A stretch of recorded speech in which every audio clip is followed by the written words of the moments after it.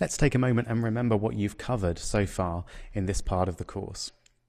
So you've been introduced to jQuery as a JavaScript framework. You've seen how you can use jQuery to manipulate content and styles on a page. You've done some animation, fading items in and out and changing their CSS values gradually. And you've also done a bit of regex and ajax, which are extremely powerful tools which you'll use a lot in your programming career. So we're going to try and put a little bit of that together in a form validation exercise.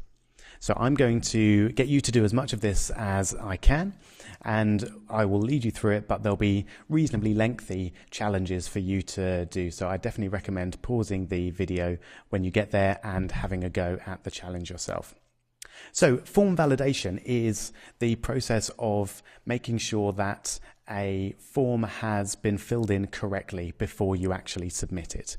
I'm sure you've been through form validation before when you come along and you mistype your email address and the form alerts you that it's not of the correct format for an email address, or your passwords don't match or something like that. So it's an extremely useful thing to do from the point of view of a website owner, because it helps the user correctly fill in the form and it very quickly alerts them to errors in their input. So let's find out how we do that. First of all, let's make a form. And because we know a bit of CSS now, we're going to try and make it reasonably attractive. So let's start by centering our form on the page. So your first challenge is to create a div which will be centered on the page and have a width of 500 pixels.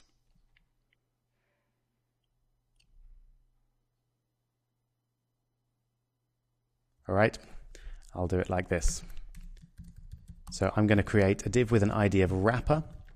Doesn't matter what the ID is, but wrapper is quite a common ID to use for a div that's going to completely contain your website.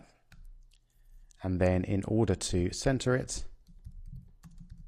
we apply some styles to wrapper, and we'll set the width to 500 pixels and the margin to 0 auto. And then that's the bit which actually centers it. And let's just put a little bit of code in there and get rid of my code from last time. There we go. So I can see I've got a nice centered background there. Great. Okay, so this is where our form is going to go.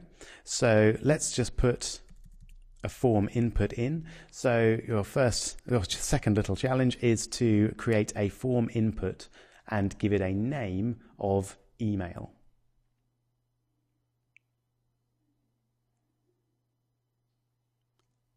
Right, I'm hoping that you typed something like input name equals email and then close the tag. There we go. Right, let's style that a little bit. So try and make it a little bit bigger, give it a fair bit of padding and give it some rounded corners. Off you go.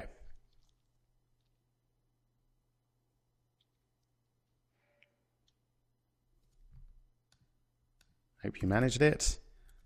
I'll do it this way. So I'll use input to refer to this and all other inputs that we're going to have. And let's just experiment a little bit. Let's call the width 200 pixels, the height 40 pixels. We'll give it a padding of 5 pixels and a border radius of 5 pixels. Okay, that looks nice. I think the text is a little bit too small. So let's increase the font size to 1.2 EM. See how that looks. That's nice. I like it. I'm going to make the border a little bit thinner. We'll go for 1px solid grey. Okay, definitely a more attractive form than we had before. Okay, I think I will increase the width slightly though. So we've got plenty of room to play with. Great. Now I'm going to show you a new HTML element that we haven't seen before, and that is the label. So we just use a label command like that, and the label tag has a for element in it, and that helps define which input the label is for.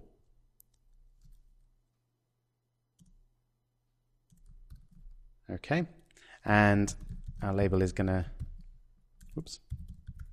contain the word email. There it is. Great. So you'll notice that the label not only looks reasonably nice, at least we need to format it a little bit there, but it's aligned itself nicely in the center of the box.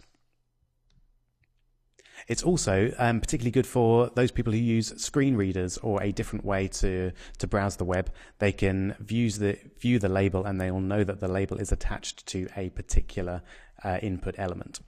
So I definitely recommend putting labels in your forms. So I'm going to change the font to Helvetica. Take a look at that. Yep, nice. I'm going to make it a little bit larger, so everything matches up. Okay, great. That's had the result of increasing that a little bit, but that's fine. Now, with my label, I want to make it a particular width so that everything lines up nicely when I've got several different elements on this page. To do that, I need to set the width. Let's go for 150 pixels.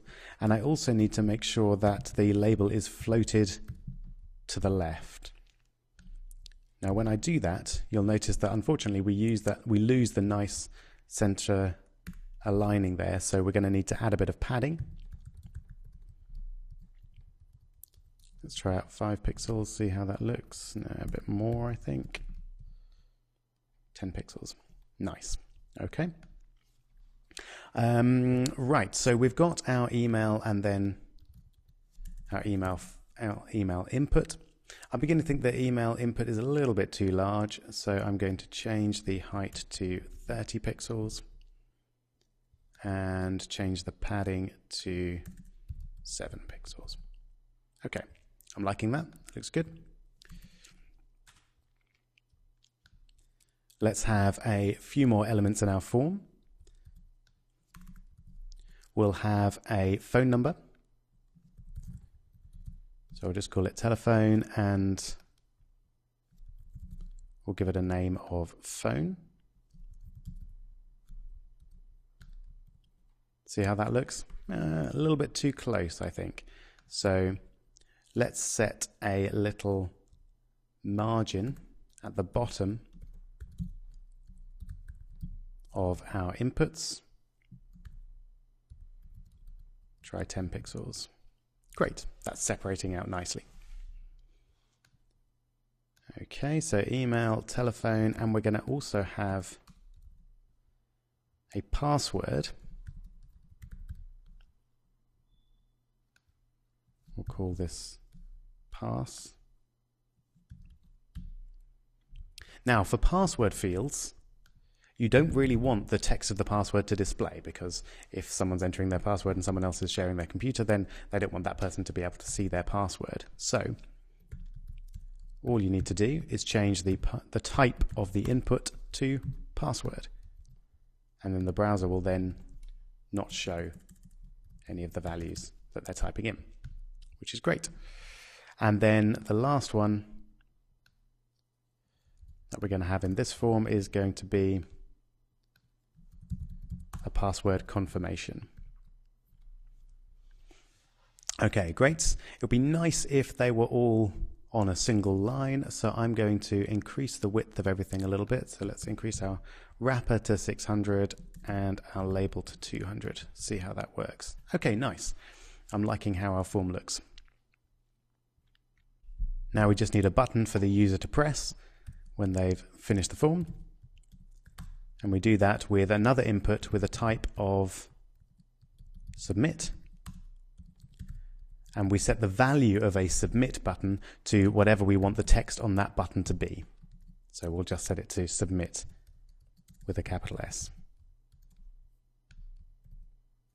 Okay, great. I think we could do with styling that submit button a little bit. So let's give it an ID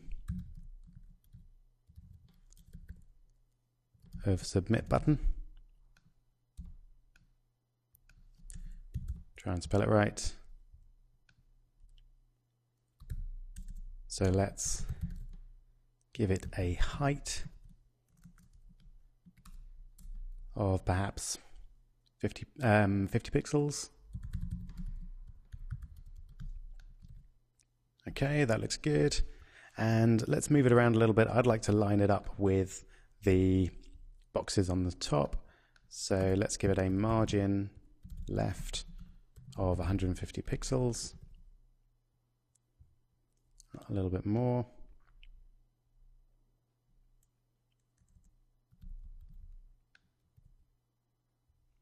Nice. Then I think I'd like to change the width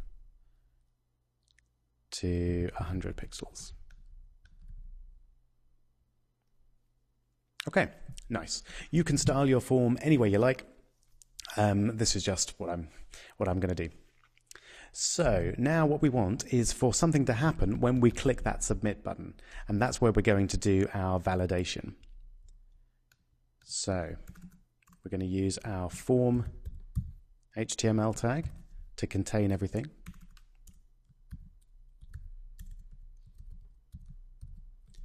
And we'll give our form an ID. Call it validation form. Okay, so now in comes the JavaScript and the jQuery to do something with this. So we want our script to run when we submit the form. There's two ways we could do that. We could look at the button itself and say when the button is clicked, or we could look at the form and look at when the form is submitted. The latter is generally a better option because that allows us to look at the particular values of things within the form. And we haven't seen it before, so let's do it that way. So can you write some jQuery to select the form with an ID of validation form? Okay, hopefully you did something like this. Validation form, so the hash for the ID, and then validation form is the name of the ID of the element that we're going for.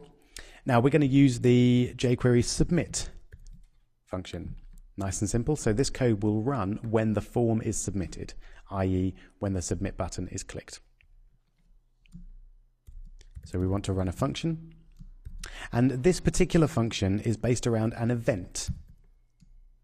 So the event is the event of the form being clicked. So don't worry too much about the details there, but that event is going to be important shortly. So, and then we'll put just a test in at the moment, just to make sure everything's working as we would like it to. Let's put some details in here. It doesn't matter what we put in for the moment. Okay, excellent. So our JavaScript is happening, but then what happens there? All of the values that we've entered have disappeared. Now, if we expand this here, you can see that what's happened is the form has actually been submitted. And when we get onto the PHP chapter of this course, we'll find out a lot more about these variables up here. They're known as get variables. And essentially, these are the values of what I typed into the form. So we've got the email that was SDF and the phone, which was the same, and the password, etc., etc. So we don't want that to happen.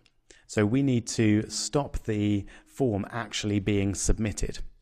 And the way that we do that is use a function called prevent default. So I take my event, which remember is this variable here, which is equal to the form being submitted, and I use the prevent default function. So that's how we stop the default event actually happening, i.e. stopping the form being submitted. So let's just check that that works okay. Again, I'll just put some demo content in there. So if we submit that test, great, the form is not actually submitted. So now we need to start doing our validation. So let's start by validating our email address. Now, validating an email address is actually a reasonably complicated thing to do, but we're going to use regex, which we're now familiar with, and we're going to use a pretty complicated regex formula, which we can get nice and easily from the web. So I'm just going to enter jQuery validate email address. There it is. And we'll go to the top result. And we've got a nice function here. So we've got our pattern is our regular expression. And you can see that's a really complicated long pattern. We're not going to go into the details of how that all works. You can read more about it online if you want to, but for now we're just going to use this function.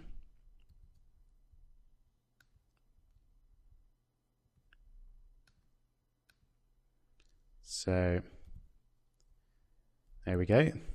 There's our function. Again, I'm not going to go into the details of how this really complicated regular expression works, but it does. So how do we actually use that? Well, we've defined a function here. The function is valid email address, and that will return a success if it is a valid email address and a fail if it's not. So we use it like this. So if is valid email address, and we need to put our email address into the function itself. So the email address, let's now go back to our form, is the value of the email content there. So if we were to change that to asdf@asdf.com, we'd want to get hold of that particular email. So what we'll do, we'll go back up to our form and we'll give it an ID of email, and that just makes it really easy to refer to when we're using our jQuery here. So quick challenge for you. Can you get the value of this input with an ID of email?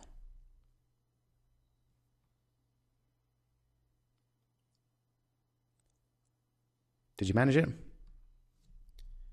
Well, you just have to select the element with an ID of email, and then we use the jQuery val command, and that then returns our email address. Okay, so now we've got a statement that says if it is a valid email address, do something. We're actually more concerned about if it isn't a valid email address. So the way we do that is we put an exclamation mark in the front of our command, and this will look for essentially if this function returns false.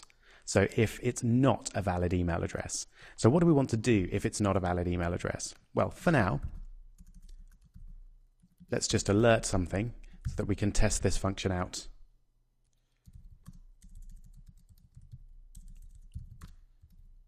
And make sure it's working as it should. Right, let's try this out. So if I put an invalid email address there, then it says not valid. Fantastic. If I put in a valid email address, it does nothing. Great. So you can experiment a little bit with that and make sure that it catches all of the different types of invalid email addresses. This regex should be pretty thorough. It should get pretty much every email address that isn't valid. Okay, so what we want to do is alert the user to this, but we don't want to have pop-ups that get in the way every time.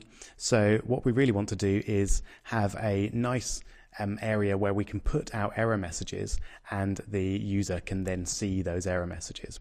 So let's add a div above the form, and we'll give it an ID of error. And initially, it'll just be an empty div. So we won't be able to see it at all. So in this case, if the email is invalid, we want to put an error message on that div. So there's your challenge.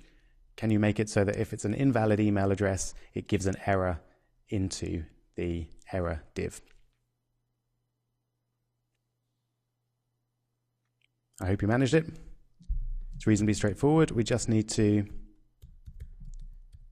set the HTML of the error div to something like, please enter a valid email address. Okay, let's see if that works. Brilliant. Okay, that's great. So we've got our error message. I think it might be worth styling that a little bit. So again, quick challenge for you. Can you style this error message so it looks more like an error message?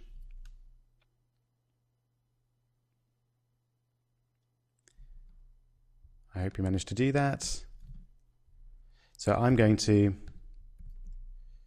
give the div some default content so that I can keep refreshing the page and don't have to fill in the form to get the error every time. And now we'll just make it a red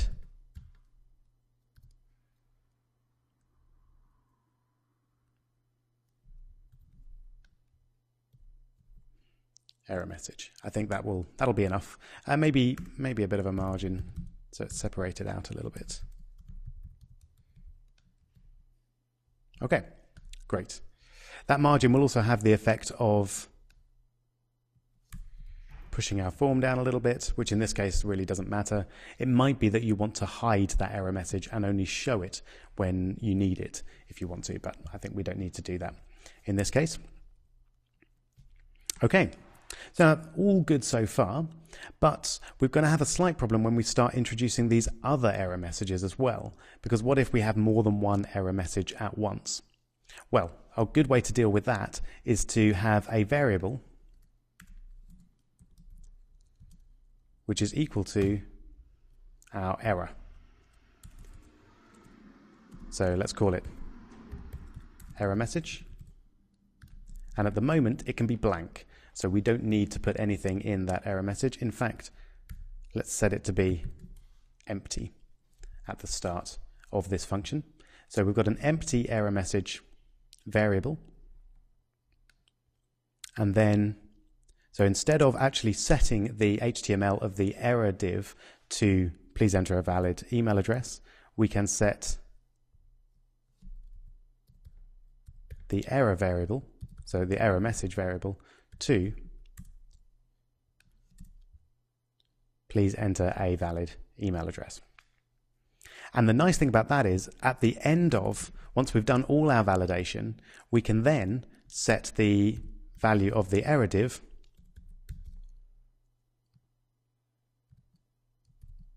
to error message.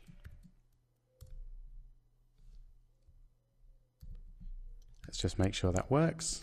So we've got an invalid email address. Great. So now we've got our email validation working nicely. Let's do a bit of telephone validation. I'm going to copy this. But this time I don't want to validate an email address. I want to check if the telephone is numeric. I don't want any numbers or letters in my, I don't want any letters or punctuation in my telephone number. I want only a number. Now there's a nice jQuery function that does this for us. It's called isNumeric. So all we need to do is get our phone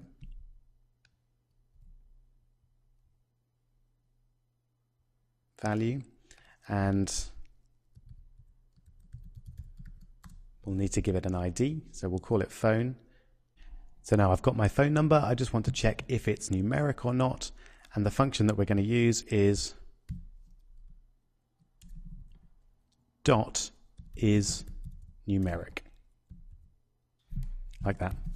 And then we put brackets around our phone number there. So that will tell us if the number is numeric. We actually want to know whether it is not numeric. So we put exclamation mark in the front there, just like we did with the email address. And then we're going to set the error message to please enter a valid phone number. Okay, let's take a look at that. So if I put some letters in the phone number, we now get please enter a valid phone number. Great. We do have a slight problem though at the moment. If I enter an invalid email address and an invalid telephone number, then we just get the message about the phone number. So what can we do about that? Well, an easy way to deal with it is to set the error message equal to whatever the error message was before plus please enter a valid phone number. So let's take a look at that, see what that does. So invalid email and invalid telephone. Okay, so we've got both messages now, but we do have an issue with them being on the same line.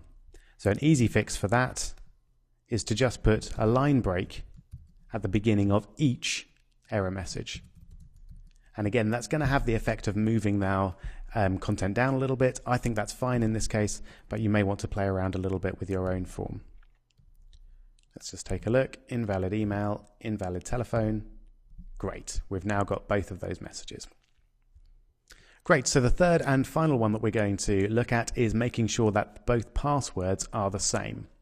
So the next challenge is to try and make a third validation where you're looking at the two passwords and confirming that they're the same.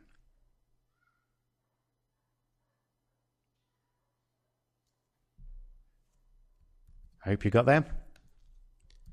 It's reasonably straightforward, I think. It's just a matter of giving your if statement the two values of the different passwords and checking if they're the same. So let's call them ID of pass1, and this one can have an ID of pass2.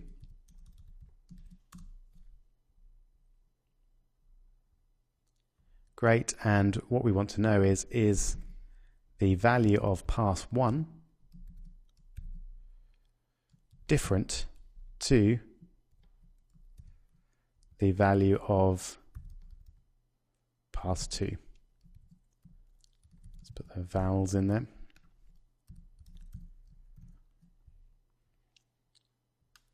And let's put that in the right place as well.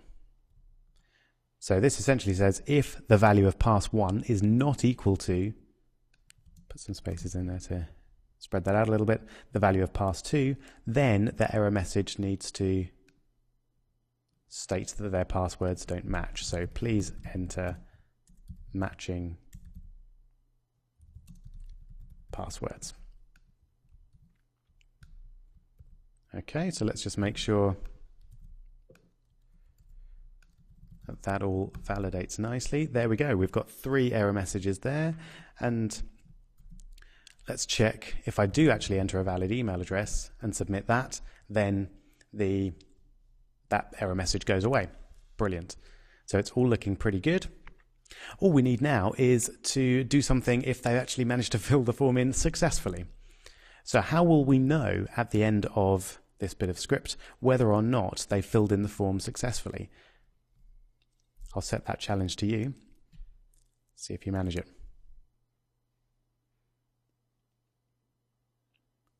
I think the easiest way to tell is to look at the content of the error message string, because this error message string was set to 0 or set to empty at the beginning of this function, and then if all of these turn out to be fine and valid, then the error message string will still be empty. So all we need to do is say if the error message string is equal to nothing, if it's empty, then for now we'll just alert success. And if it's not, then we'll give them an error message. Okay, let's take a look at that. So if I put in lots of invalid data, I still get my messages. Let's put in a valid phone number. That's great. Okay, I'm getting there. I now want a valid email address. Hurrah, just need to make my passwords match. Fantastic, we've got it. So there you have it, a pretty basic but very functional email and telephone and password validation system. There are various plugins you can get for jQuery to do this for you, but it's always good to know how to do it yourself from scratch.